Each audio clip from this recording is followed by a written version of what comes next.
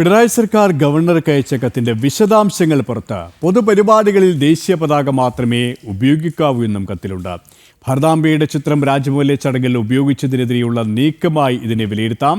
കൂടുതൽ വിശദാംശങ്ങളുമായി ശാലിനി ചേരുകയാണ്. ശാലിനി സൂചിപ്പിച്ചതുപോലെ തന്നെ രാജ്ഭവനിലെ പരിപാടിയുമായി ബന്ധപ്പെട്ട് ഭാരതാംബയുടെ ചിത്രം ചടങ്ങിൽ ഉപയോഗിച്ചതുമായി ബന്ധപ്പെട്ട് അതിനെതിരെയുള്ള ഒരു നീക്കമായിട്ട് ഇതിനെ കാണാൻ സാധിക്കും. അത്തരത്തിൽ തന്നെയാണ് വിശകലനങ്ങൾ വരുന്നത്, അല്ലേ?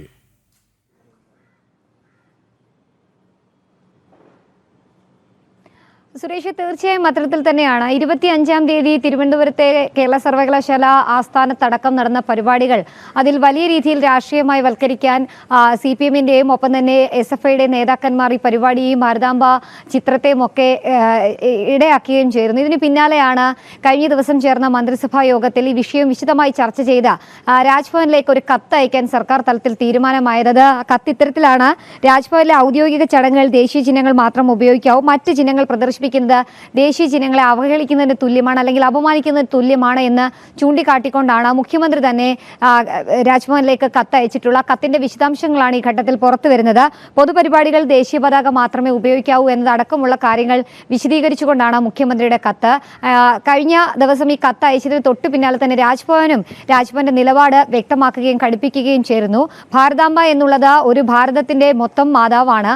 അതിനെ രാഷ്ട്രീയമായിട്ടോ മതമായിട്ടോ കൂട്ടി കലർത്തിക്കൊണ്ട് കാണേണ്ട കാര്യമില്ല. ഭാരതാംബ എന്നുള്ളത് ആ ചിത്രം എല്ലാ പരിപാടികളിലും രാജ്ഭവനിൽ ഉണ്ടാകും. അതിൽ ചിത്രത്തിൽ പുഷ്പാർച്ചന നടത്തുന്നത് അടക്കമുള്ള നടപടികൾ രാജ്ഭവന്റെ ഭാഗത്ത് തുടരുമെന്നുള്ളതാണ് രാജ്ഭവനും ഗവർണറും നൽകിയിട്ടുള്ള മറുപടി. ഒപ്പം തന്നെ വന്ദേ മാതരവും ഈ കാവിക്കൊടിയും ഒക്കെ അതിനൊപ്പം തന്നെ ഉണ്ടാകും എന്നുള്ള കാര്യം കൂടി ഊട്ടി ഉറപ്പിക്കുന്നുണ്ട് ഗവർണർ രാജേന്ദ്ര വിശ്വനാഥ് അർലേക്കർ. എന്തായാലും സർക്കാരിന്റെ രീതിക്ക് ഒരു രീതിയിലും നിന്നു കൊടുക്കില്ല എന്നുള്ളത് ഊട്ടി ഉറപ്പിക്കുന്നത് കൂടിയാണ് ഗവർണറുടെ നടപടികളും മറുപടിയും എന്നുള്ളതാണ് ഏറ്റവും ശ്രദ്ധേയമായിട്ടുള്ള കാര്യം. തുടക്കം മുതൽ തന്നെ നിലമ്പൂർ തെരഞ്ഞെടുപ്പിന്റെ ഉപതെരഞ്ഞെടുപ്പ് പ്രഖ്യാപിച്ചതിനു ശേഷം ഇതിനെ ഒരു രാഷ്ട്രീയ വിഷയമാക്കി മാറ്റാനും ഗവർണറെയും ഒപ്പം തന്നെ രാജ്ഭവനെ ഒരു രാഷ്ട്രീയ കേന്ദ്രമാക്കി മാറ്റാനും ഒക്കെ ഇടത് നേതാക്കൾ ശ്രമം നടത്തിയിരുന്നു. അതിന്റെ ഒരു തുടർച്ച എന്നോണമാണ് ഈ ഭാരതാംബ വിഷയം കൊണ്ടുവരികയും അതിനെ രാഷ്ട്രീയവത്കരിക്കാൻ ശ്രമം നടക്കുകയും ചെയ്യുന്നു. അതിനെന്തായാലും ഒപ്പം നിൽക്കില്ല എന്നുള്ളത് രാജ്ഭവൻ ഊട്ടി ഉറപ്പിക്കുന്നുണ്ട്. എന്തായാലും ഗവർണർ പങ്കെടുക്കുന്ന പരിപാടികളിൽ ഗവർണർക്ക് ഒപ്പം തന്നെ രാജ്ഭവനിൽ നടക്കുന്ന പരിപാടികൾ ഗവർണർക്ക് ഇഷ്ടമുള്ള ചിത്രങ്ങൾ വെക്കും. ഒപ്പം തന്നെ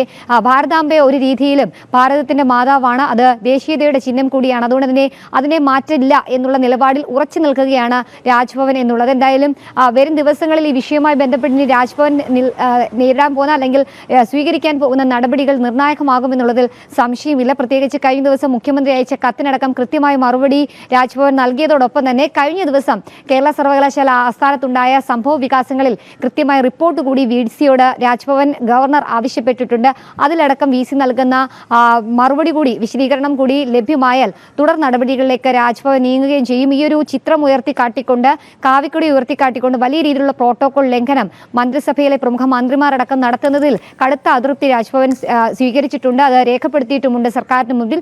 ഇതിന് പിന്നാലെയാണ് ഇപ്പോൾ ആ കത്തിന്റെ കൂടുതൽ വിശദാംശങ്ങൾ പുറത്തുവരികയും രാജ്ഭവന്റെ നിലപാട് കടുപ്പിച്ചുകൊണ്ടുള്ള മറുപടി കൂടി രാജ്ഭവൻ നൽകുകയും ചെയ്യുന്നത്. സുരേഷ്, സർക്കാർ ഗവർണർക്ക് അയച്ച കത്തിന്റെ വിശദാംശങ്ങളാണ് പുറത്തു വന്നിരിക്കുന്നത്. ശാലിനിയാണ് വിശദാംശങ്ങൾ നൽകിയത്.